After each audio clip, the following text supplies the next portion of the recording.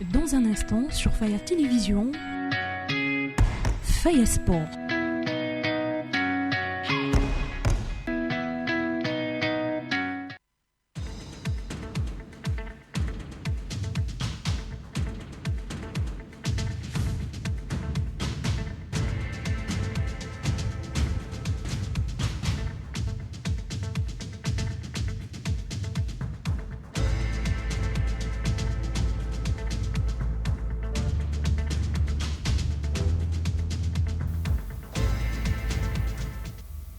Bonsoir mesdames, messieurs, bienvenue dans votre édition du journal sur Faya Télévision dont voici les sommaires.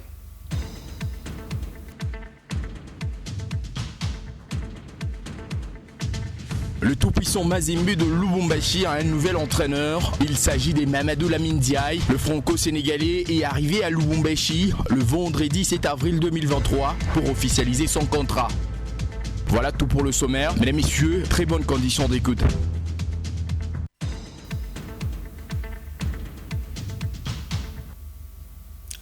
Ouvrons cette édition du journal par le mercato au sein de l'équipe du tout-puissant Anglebert Mazembe. Mamadou Lamine Ndiaye est le nouvel entraîneur du tout-puissant Mazembe.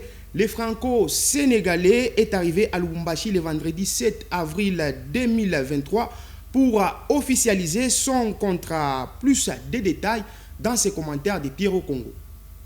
C'est désormais officiel. Mamadou Lamine Diaye fait son retour sur les bancs du tout-puissant Mazembe. Le technicien franco-sénégalais qui avait remporté la Ligue des champions de la CAF avec Mazembe en 2010 et amené le club de Lubumbashi en finale de la Coupe de club à Abu Dhabi. Lamine Diaye est arrivé à Lubumbashi depuis ce vendredi 7 avril dans la soirée. Les désormais coach de Badiangwena et ses adjoints ont été accueillis par le président du club, Moïse Katumbi. Après une belle aventure avec Oroya AC de la Guinée, Lamine et sa bande auront pour mission de redorer l'image du tout-puissant Mazembe. Après une débâcle aux interclubs de la CAF, la Super League se pointe à l'horizon. Lamine pourra donc se fixer des objectifs communs avec les comités dirigeants du tout-puissant Mazembe.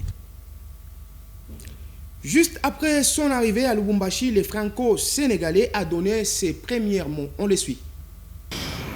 Je me sens chez moi, tout simplement. Je suis content d'être là parce que je retrouve des amis, je retrouve beaucoup de personnes que j'aime bien. Forcément, je me réjouis d'être là. Bon, c'est certain que on a envie de retrouver, en tout cas, beaucoup de victoires. Je pense que le plus important, c'est de faire d'abord l'état des lieux, puis se remettre au travail, tout simplement. Parce que quand on sait que le travail paye, on peut espérer des jours meilleurs. Ce qui arrive, ça arrive même aux grands clubs. On a vu Barcelone l'année dernière ou 2 ans en arrière. Donc, pourtant, ils refont surface tant bien que mal. Donc, ceci dit, Mazembe traverse une période difficile, des turbulences. Parce qu'on est là tous ensemble pour se donner la main et essayer de rebondir le plus rapidement possible.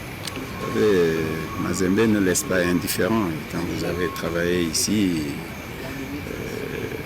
et que vous voyez tout ce qui se passe, forcément, tu as un pincement au cœur. Et voilà, on compatit et on essaie de, ensemble, encore une fois, parce que le football, ce n'est pas l'affaire d'une personne, c'est l'affaire de tout le monde. Il faut que les gens se donnent la main. Partant des supporters, le président, lui, de toute façon, il a toujours été présent.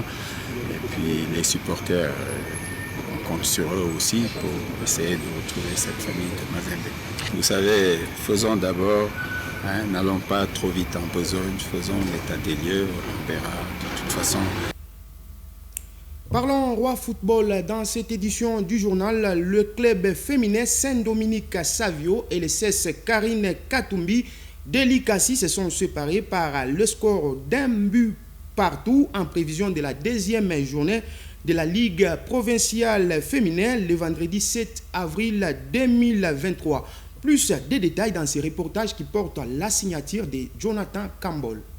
La Ligue de football féminin du Haut-Katanga se poursuivit le vendredi 7 avril 2023 avec plusieurs rencontres. Au stade Mazembe, 2 matchs étaient au programme. En première opposition, San Dominique Savio a fait jeu égal d'un but partout face au 16 Karine Katumbi de Likasi. San Dominique a bien entamé la partie avec plusieurs occasions. L'ouverture du score est intervenue à la 7e minute par Okanga. En but à 0, les 2 équipes seront renvoyées au vestiaire. Au retour, quelques changements seront opérés de part et d'autre. Cette fois-là, c'est l'adversaire qui prend le commande et pose les ballons à terre. L'équipe de Likasi se montre dangereuse à la 47e minute en tranchant la barre transversale de la portière de San Dominique sur un coup franc. La pression sera énorme à supporter pour le Savio et c'est l'égalisation qui arrive à la 70e minute par Charlène Madoa.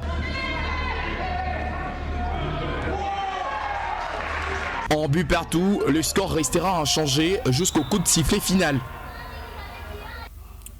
Le football club féminin tout-puissant Mazembe de Lubumbashi a corrigé son adversaire de Kambov, Venus des Stars, par la note de 28 buts contre rien en match comptant pour la 2e journée de la Ligue de football féminin du Haut-Katanga. Jonathan Kambol.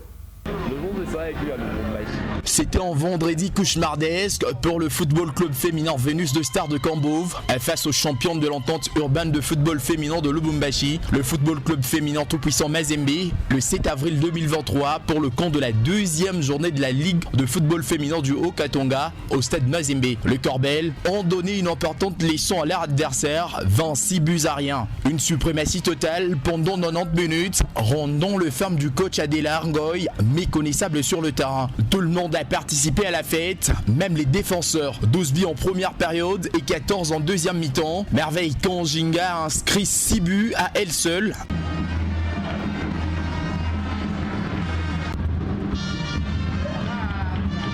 Un quadruple des Dikisha, Bossou a fait en doublé dans cette rencontre, signalant par ailleurs que c'est la première victoire de la Marocaine Lamia Boumedi à la tête du staff technique de football club féminin tout-puissant Mazembe de Lubumbashi. Voici donc le résultat du vendredi 7 avril 2023. Les FCF Mazembe battaient lourdement la formation de Venus des Stars de Kambov, 26 buts à 0. Saint-Dominique Savio faisait jeu égal devant CSCK, 1 but partout. Lupopo battait la formation de Bafana par la note de 3 contre 2 et Bana Disanga a été battu sur tapis vert. L'équipe ne s'est pas présentée au stade. Parlons de la Coupe du Monde. Dans cette édition du journal, le Maroc a reçu les soutiens de la CAF et de l'IFA pour l'organisation de la Coupe du Monde 2030, une candidature commune avec l'Espagne et le Portugal. Pierre Congo pour les commentaires.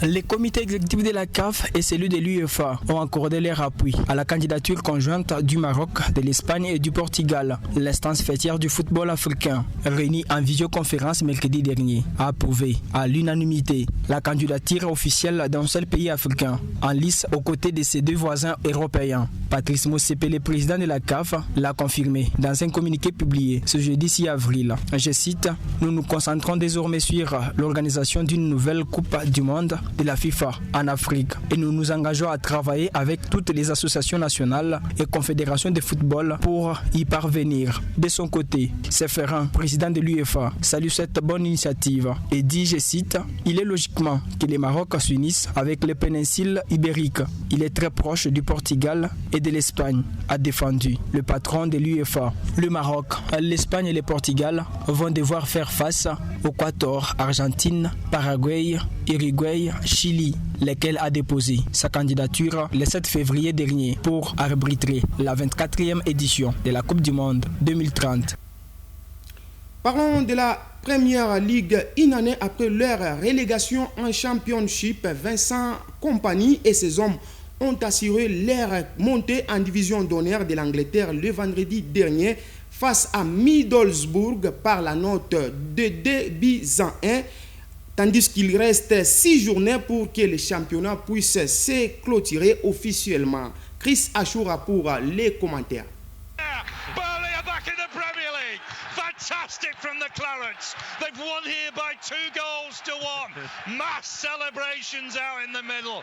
Assuré de terminer en beauté la saison et de connaître la promotion pour la Première Ligue, à Borley, l'équipe chère à Vincent Kompany et du Congolais Samuel Bastien a fini par mettre la barre très haut avec 19 points de quart sur l'automne 3e classé. Après qu'elle ait bien sûr arraché une précieuse victoire sur le terrain de Middlesbrough, 1-2 était le score qui a départagé ces deux formations. Cependant, le club promu a été relégué de la Première Ligue la saison dernière, connaissant même le couac financier, chose qui l'a conduit à se séparer des joueurs à grande valeur marchande pour essayer de souffler et laisser suffire durant l'année 2023 avec la conduite de l'ancien capitaine du Diable Rouge de la Belgique et de Manchester City, où il a d'ailleurs remporté à plus d'un titre de la Première Ligue. Vincent Kompany. Bon vent donc à Samuel Bastien pour la saison prochaine en division d'honneur anglaise.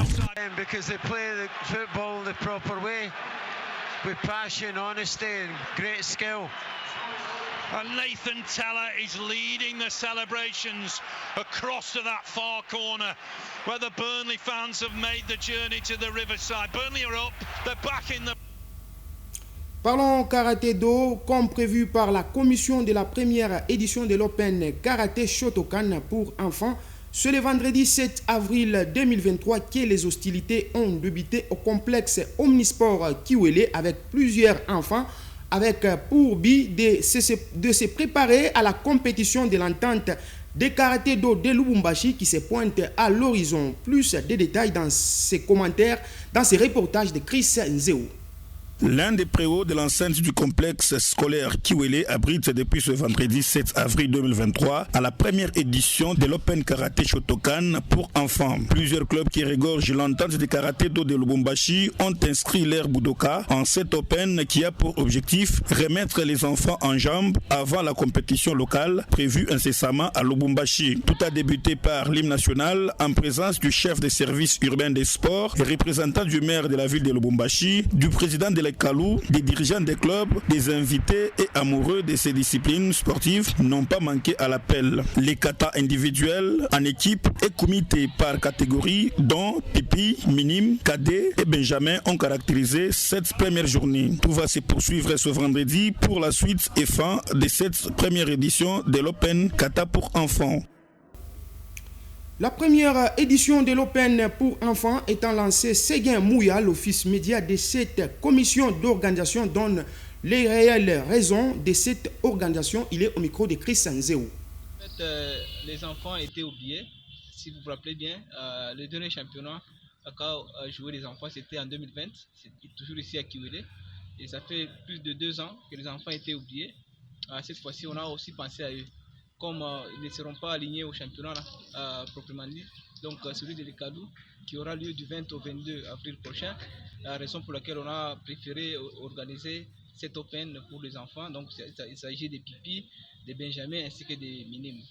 Parce que vous l'avez constaté vous-même, vous êtes en train de le constater, sur 22 clubs qui regorgent l'entente urbaine du karaté de Lubumbashi, 15 clubs ont répondu présent et ça nous fait énormément de la joie. Et parce que les parents ou bien les dirigeants qui gardent leurs enfants, c'est à la destruction de ces enfants parce que les enfants ne vont pas bénéficier.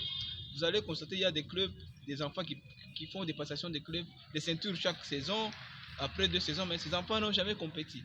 Il y a des clubs dont j'étais le nom, d'où les enfants passent des ceintures régulièrement, mais ils n'ont jamais joué un championnat officiel. Donc on a fait un appel à tous les clubs pour qu'ils puissent juger le niveau de leurs athlètes.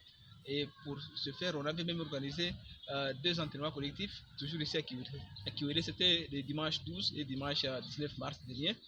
Et il y a les communiqués, on a informé tous les dirigeants, mais ceux qui ont gardé leurs enfants à la maison, je pense que c'est une mauvaise chose parce que les enfants vont manquer cette fête de karaté qu'on appelle Open pour enfants. Cet Open pour enfants s'est clôturé ce samedi 8 avril au complexe Omnisport Kiwele. Vous aurez d'amples détails dans nos prochaines éditions. Ce journal est complètement fini. Merci de nous avoir suivis. Au revoir.